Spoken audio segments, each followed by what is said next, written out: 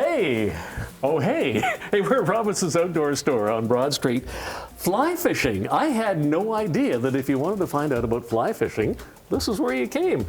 Matt, how do you get started in something like this? I'm thinking this is the start right here, is it? For sure. Waders are a good place to start. And after you get your waders, you're going to need some boots. Now, do you wear these right into the water too? That's right. Yep. They go right over top of your neoprene booties there, and you're good to go. This is very warm and comfy. Yeah. This is kind of good winter wear for Victoria, maybe. Yeah, those are breathable waders. So much like wearing a jacket, you just layer up appropriately. Oh, really? So what else do you need when you're heading out to start with? Well, let's walk over to the rods here, and I'll show you. Okay, a rod might be important.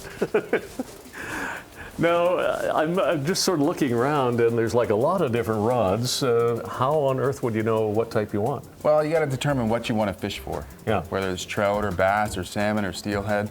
There's different rods for different fish? Lots of different rods for different fish. Do the fish know the difference? It depends on the size. So if you have a big fish and a little rod, it's not a good combination. Oh, okay. The beauty of Victoria is that we have such a variety of things to fly fish for. Okay, so chances are I might end up going to Elk Lake. What would I get for Elk Lake? Well, I would probably start with a 5-weight fly rod, 5-weight reel and line, maybe a sinking line. So the smaller fish there, are they? There's some pretty good sized trout in there. There's also bass and carp, perch, I believe. So you have an opportunity to catch, multi-species in one day, for sure. So here we have a rod. Yeah, you can feel that and see how light it is. Wow. Yeah. It's barely there. Yeah, the nice thing with those is they're totally packable, 4-piece. Easy to pack around if you're a backpacker even. Yeah. I see. Yeah, okay. Yeah. So if we walk over the reels. Now again, you have two different things. You have a rod, you have a reel. Who knows which goes with which? Well, they're all sized specifically depending on which rod you're going for. So generally for a rod this size, you would go with something a little bit on the smaller side. Like what here? Like one of these gold ones? Or? Maybe these little gold ones here would be good.